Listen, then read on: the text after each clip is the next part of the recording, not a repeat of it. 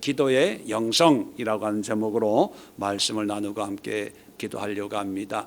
오늘 본문의 내용은 여러분 잘 아시는 것처럼 예수님이 변화산에서 놀라운 어떤 변화의 은혜를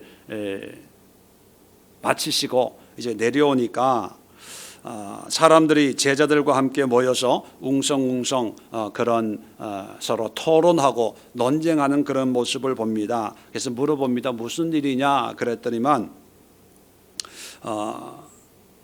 17절 18절에 보면 귀신 들린 아이 아버지가 제자들에게 귀신을 쫓아달라고 부탁을 했더니만 당신의 제자가 해결을 못합니다. 그런 얘기를 듣습니다. 그래서 예수님이 그 아이를 고쳐 주시는 그런 내용인데 결론이 뭐냐면 28절에 제자들이 나중에 이제 예수님에게 왜 우리는 이 귀신을 못 쫓아내는 거죠? 물어보니까 29절에 기도 외에 다른 것으로는 이런 종류가 나갈 수 없느니라 라고 기도에 관해서 말씀을 마치고 있습니다. 그러면 우리가 성경을 볼 때 귀신 들린 아이의 그 치료를 보면서 와, 예수님은 이런 귀신도 쫓아내시네, 야, 예수님 대단하다, 이런 결론으로 끝나는 것이 아니고 그런 것을 보여줌으로 해서 예수님이 우리에게 말씀하시고자 하는 게 뭐냐, 치료받는 귀신을 쫓아내는 것이 목적이 아니고 뭐예요? 29절에 결론을 보니까 기도하라는 거예요. 기도하라는 거. 그러면 우리가 어떻게 기도를 해야 되냐? 오늘 본문을 통해서 네 가지 기도의 신앙, 기도의 영성을 우리가 함께 묵상하고 또 마음에 새기고 기도해야 되겠습니다. 첫 번째는 문제는 다양해도 기도로 해결해야 된다는 것입니다.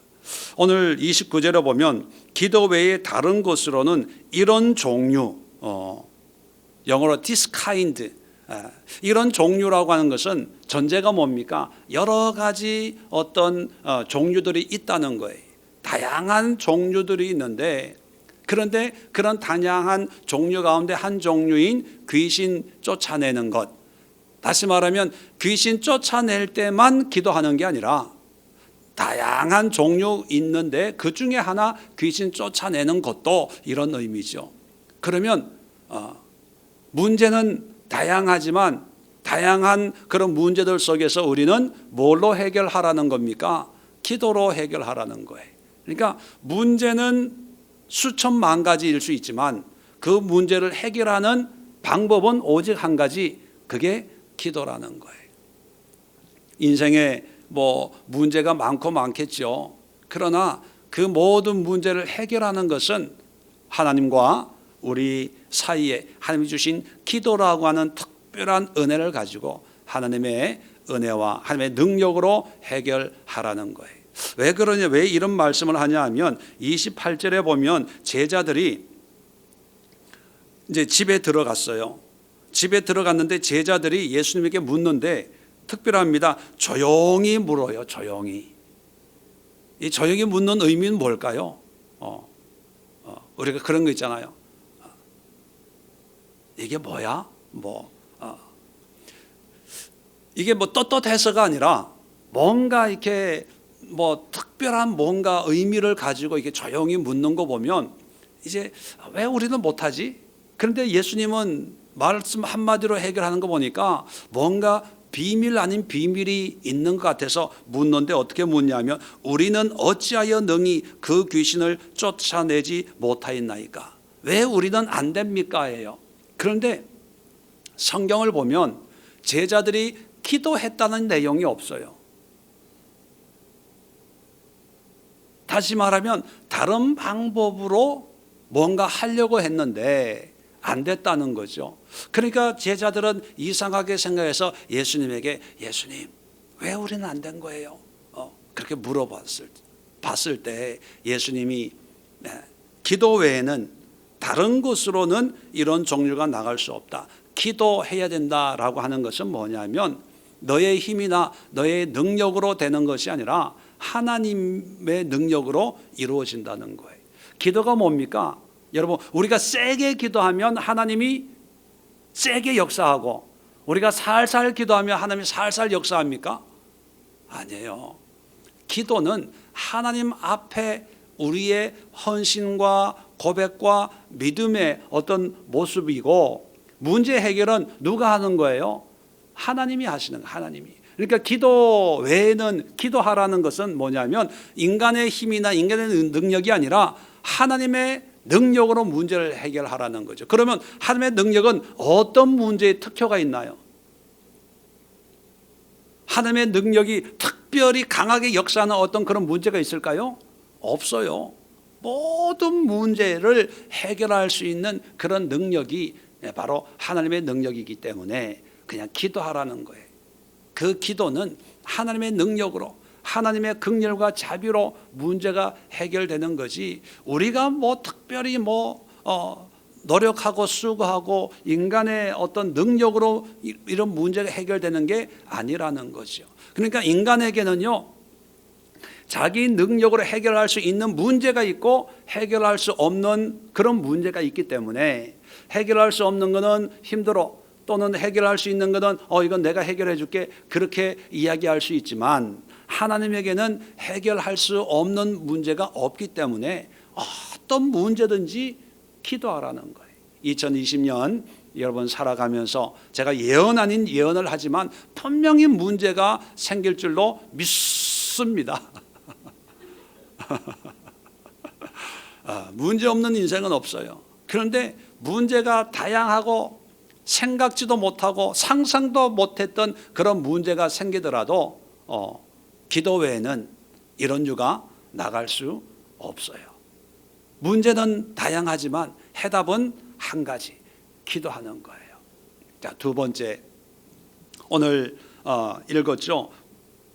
16절에 보면 예수께서 제자들과 무리들이 이제 이 귀신 들린 아이를 놓고 웅성웅성하고 있을 때 예수님이 묻습니다. 너희가 무엇을 그들과 변론하느냐? 변론하고 있어요. 14절에도 보면 그들과 더불어 변론하고 있더라. 여러분, 변론이 뭡니까? 서로 설명하고 논쟁하고 따지고 그런 걸 변론이라고 그러잖아요. 서로 설명해 주려고 하는 거예요. 거기에 또 반박하려고 하는 거예요. 자, 그런데 예수님은 기도 외에 이런 유가 나갈 수 없다는 것은 변론으로 설명한다고 해결이 된다 안 된다? 안 된다는 거예요. 문제를 이해하려고 하고 또 그 문제를 우리의 마음으로, 우리의 생각으로, 우리의 지식으로 또 설명하고 극복하려고 해서 되는 게 아니라 변론보다는 기도하라는 거예요. 다른 말로 표현하면 우리가 이해하려고, 우리가 납득하려고, 우리가 뭔가 설명하려고, 말로 하려고 노력하지 말고 뭐 하라? 기도하라는 거예요. 어떤 분들은 그런 문제를 당할 때가 있죠. 하나님, 도저히 이런 건 이해가 안 돼요. 왜 내가 이런 문제를 겪어야 됩니까? 왜 나에게 이런 어려움을 줍니까?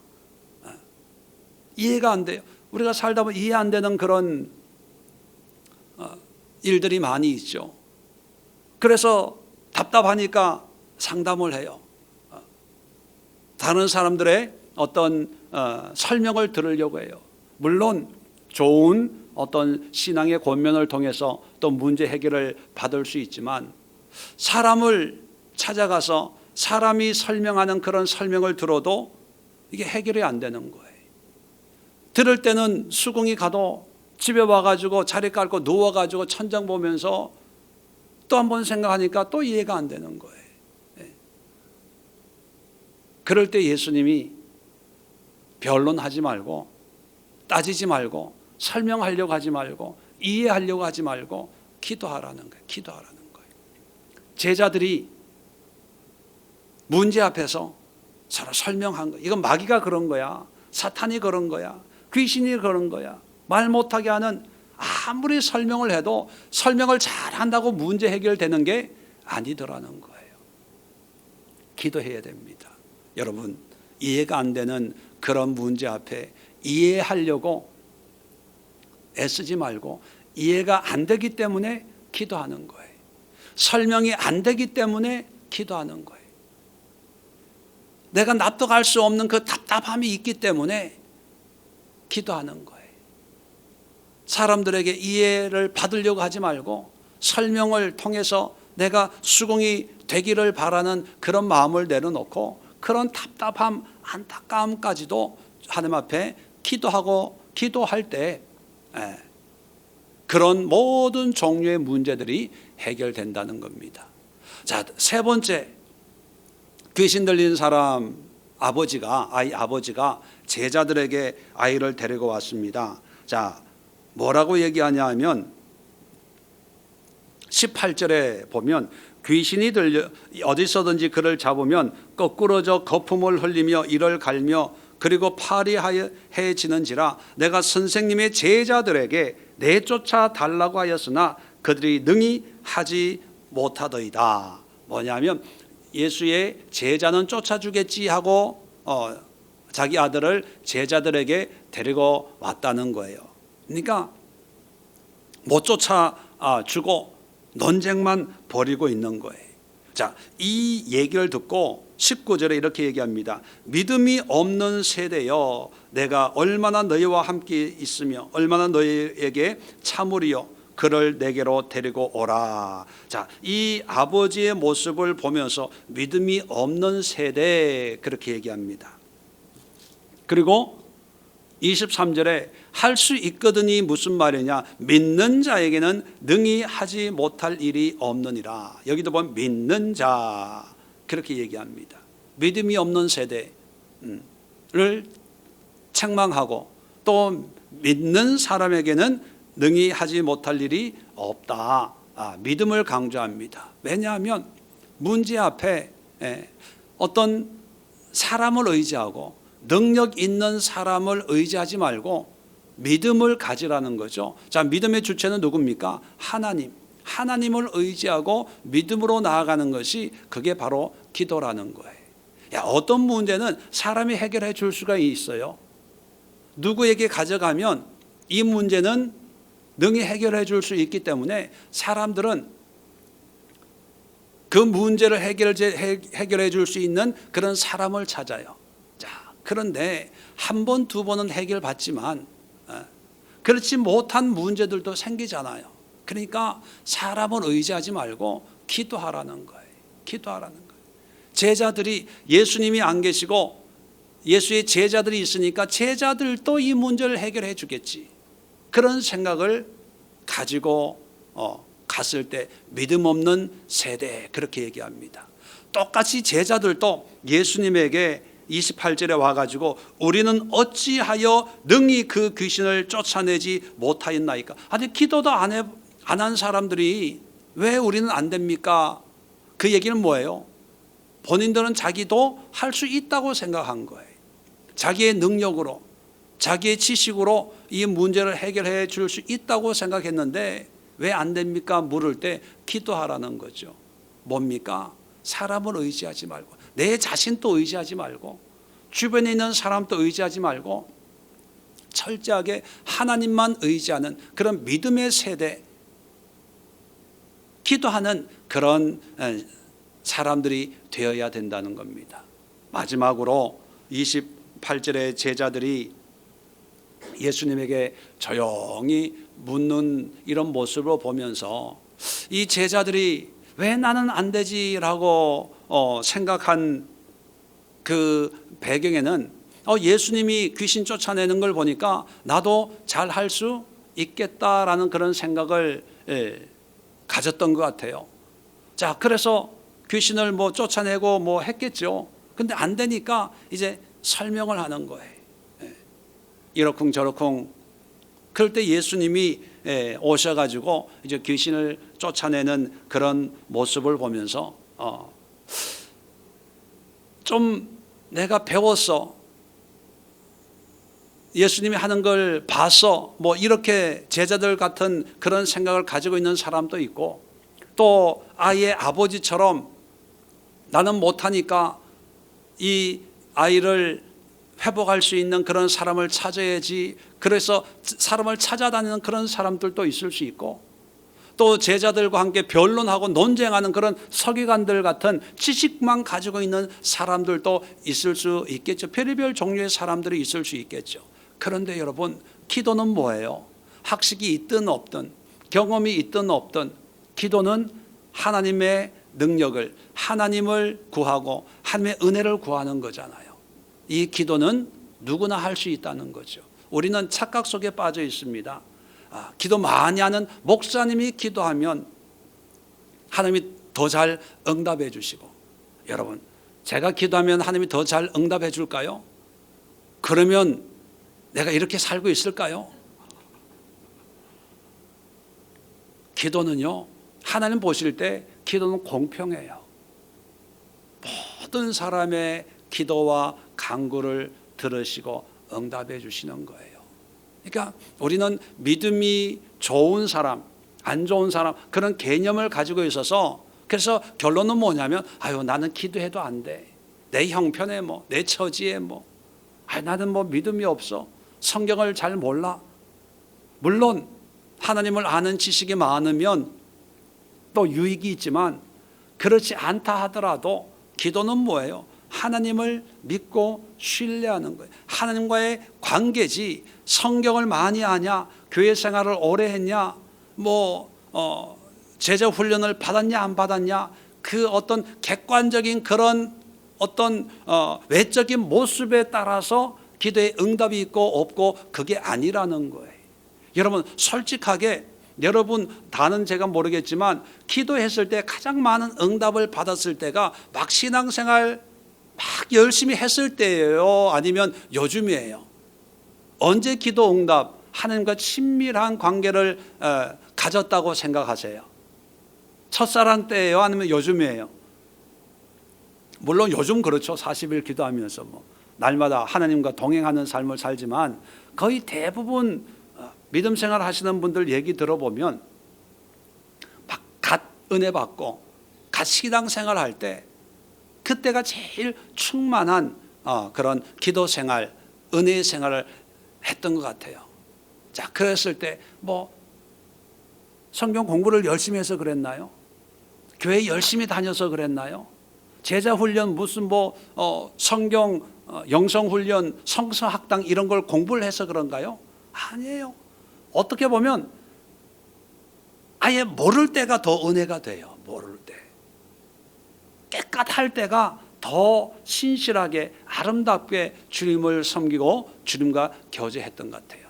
그래서 내 형편 상황은 물려놓고 그냥 하나님 앞에 기도하는 거예요. 기도하는 거. 바빠도 기도하는 거예요. 피곤해도 기도하는 거예요. 몰라도 믿음으로 기도하는 거예요. 이해가 안 돼도 기도하는 거예요. 조금 안다고 제자들처럼 귀신 쫓아내 준다고 그러고 또 설명을 하려고 하고 변론을 하고 논쟁하려고 하지 말고, 그냥 내 환경 여건에서 우리가 할 수 있는 것은 기도밖에 없다. 그래서 기도의 영성이란 무엇이냐, 한마디로 얘기하면 그저 하나님과 무시로 기도하는 거예요. 어떤 문제, 물론 문제가 없다고 기도 안 하는 게 아니라 무시로 주님 앞에 하나님과 교제하는 거예요. 크고 작은. 그래서 2020년 한 해를 시작하면서 여러분들이 하나님 앞에 기도하는 삶을 살겠다. 그런데요, 기도하면 어떤 일들이 일어나냐 하면, 기도하다 보면 하나님을 더 알고 싶어서 성경책이 펴져요. 기도하다 보면 하나님의 감동 가운데 순종하게 되어 있어요.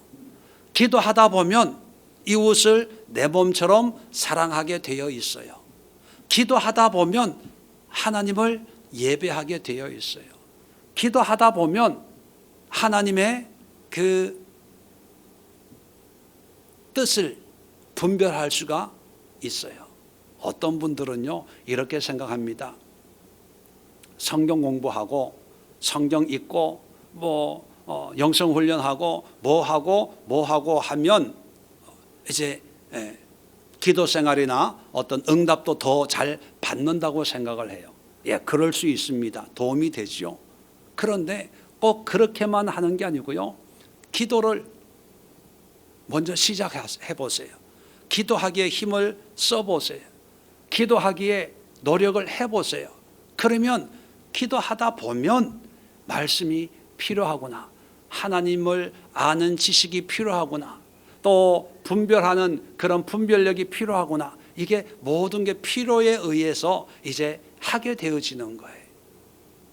그러다 보면 이게 건강한 그런 신앙생활을 할 수가 있습니다. 그래서 오늘 2020년을 시작하면서 이제 40일 여정의 36번째 날을 맞이하면서 우리가 합심해서 기도할 것은, 하나님 2020년을 기도하는 그런 하루하루를 지낼 수 있도록 기도의 영성이 회복되게 해 주옵소서.